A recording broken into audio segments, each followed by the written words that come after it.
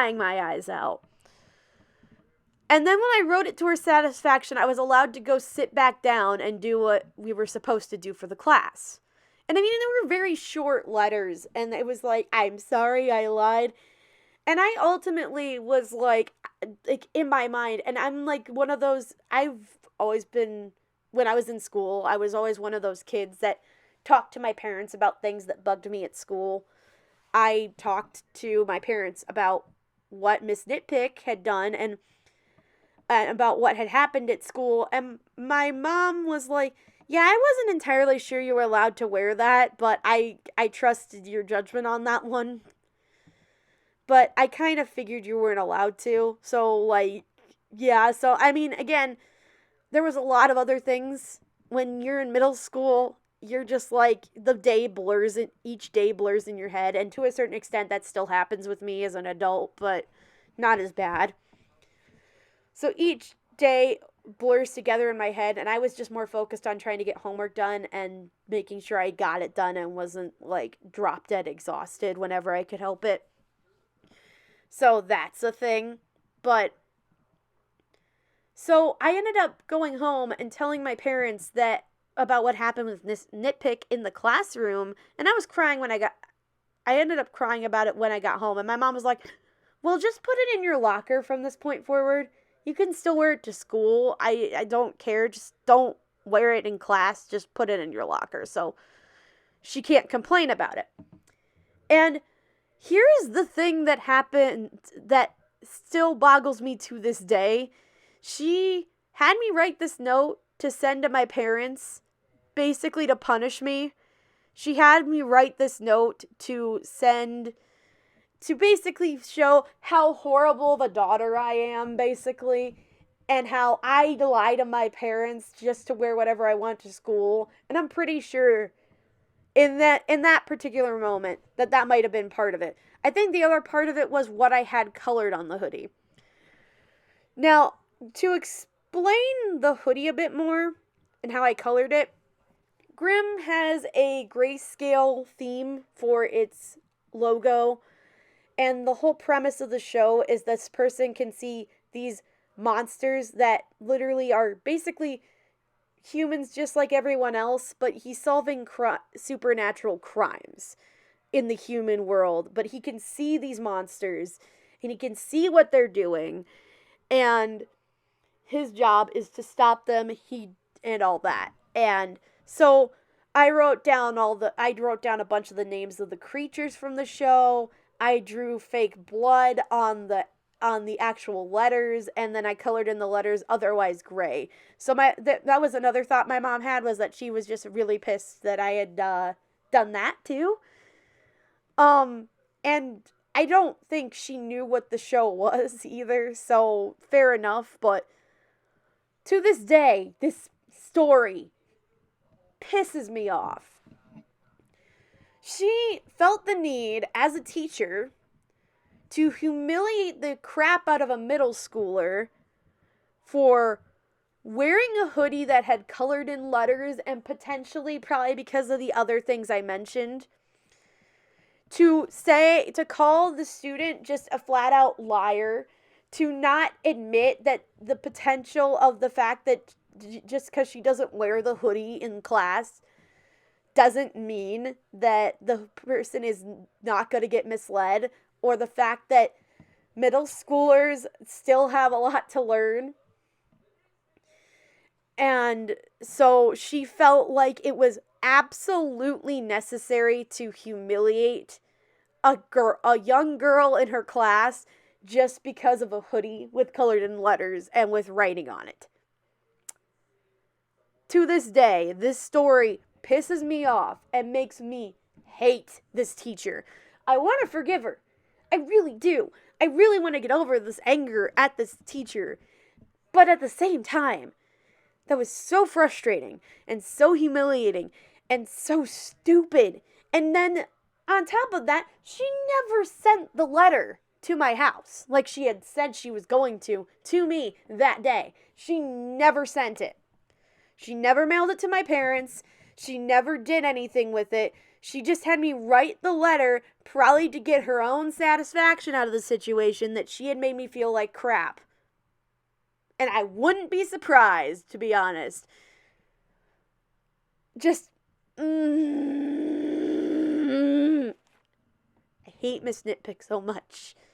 And yet I'm still making this video, and I apologize because I know I've gone well beyond the speed paint itself.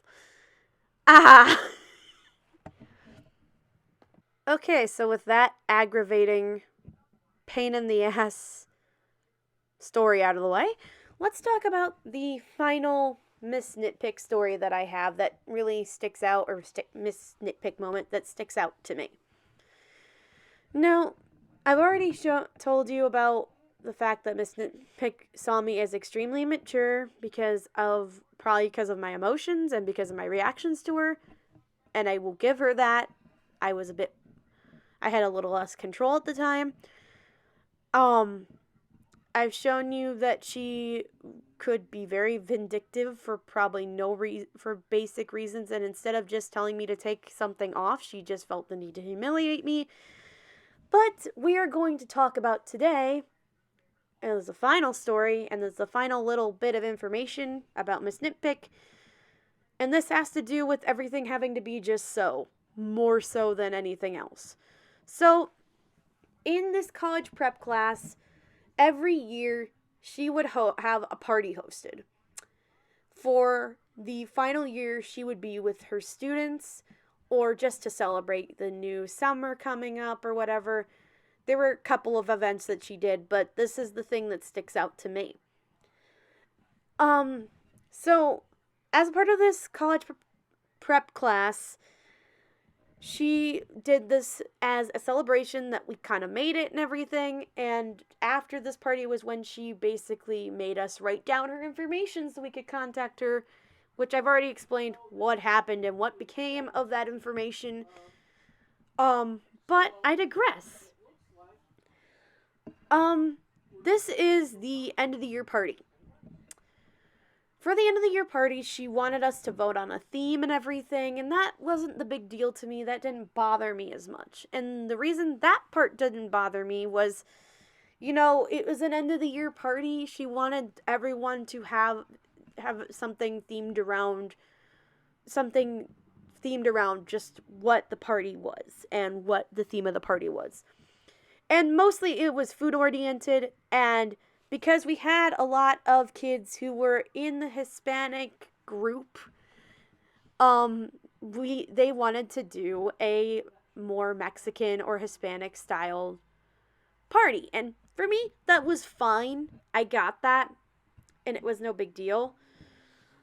So Miss Nitpick wanted everyone to bring in something, or to plan to bring in something for the party. So some people agreed to bring in like chips. Some people were agreeing to bring in their homemade flan that their mom or dad would help them make. Some were agreeing to bring in spicy candies that I had them and I just didn't like them that much personally. But at the time, I was really into the frozen burritos and stuff like that, and frozen chimichangas and everything. And I was like, I can bring in some of those. Maybe we can buy enough for the class of 23, 24, maybe 30 students, and maybe we'll be fine. I figured, keep it simple, cook them, and then bring them in. Now, admittedly, is that authentically Mexican? No, it's not authentically Mexican. So when I brought this, because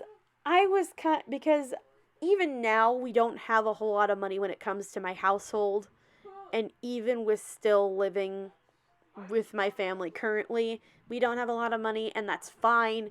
We make do with what we have. So I brought that suggestion up to my mom, and my mom's like, I don't know, it's a bit iffy, but we can try.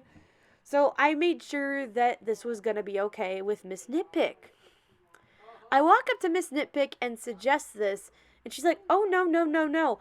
They need to be homemade burritos and chimichangas. You can't bring in something frozen and heat it up and bring it to school. And I was just like, I don't know how to make anything like that authentically.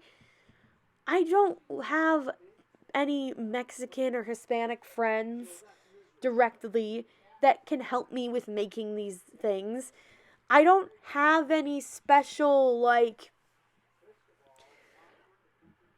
I don't have any special knowledge on this stuff. I was just a middle school kid. I hadn't even started learning how to cook or anything. More recently, I've really been starting to learn how to cook, but I'll get into that again in another video, and I know I've been doing a lot of that in this video. I apologize. But after that, I just decided not to bring anything because I didn't know what to bring that was authentic enough for her tastes. And so this was frustrating because she wanted things that were perfectly authentic, and she wanted everyone to bring in something that was authentic or homemade. And mind you, technically, at least in the schools I went to, you weren't supposed to bring in homemade foods for obvious reasons, for past events, for the fact that people might be allergic to certain things, etc. But people did that sometimes for class parties, and that's not a big deal. Okay, I understand not wanting people to bring in homemade food items and stuff like that, because if someone is allergic to something in that item, why, when you bring it, that person could be in trouble. That said, on the flip side of things, being that I wasn't, I am not upper middle class, I am lower middle class. By all standards, I am lower middle class. I'm not on the lowest end of that spectrum, but I am still in lower middle class. And at the time, we were struggling with finances. So I ultimately didn't end up bringing anything, and I didn't really enjoy the party all that much. Because, one, I really hadn't been allowed to, I was told basically, no, you can't bring in something you want to bring in. But then two, I was told, but then two, I ended up trying the things, and I didn't hate things that were brought in, because there were things that I really liked that were brought in, but there were things that I absolutely hated that were brought in too. So basically, what she wanted for our final day in that class wasn't something simple and easy and understanding that not every person could bring things in or whatever. And even then, I didn't have a problem with the planning aspect. It was the fact that she expected every single person in that class to make something homemade at home if they were bringing in food, except for if they were bringing in chips or something to drink. They were expected, I was expected, if I was offering to bring in burritos or chimneys, to know how to make burritos and chimneys at home that would fit into a more authentic type thing when I didn't have the money to do so. So that was frustrating in a different limelight.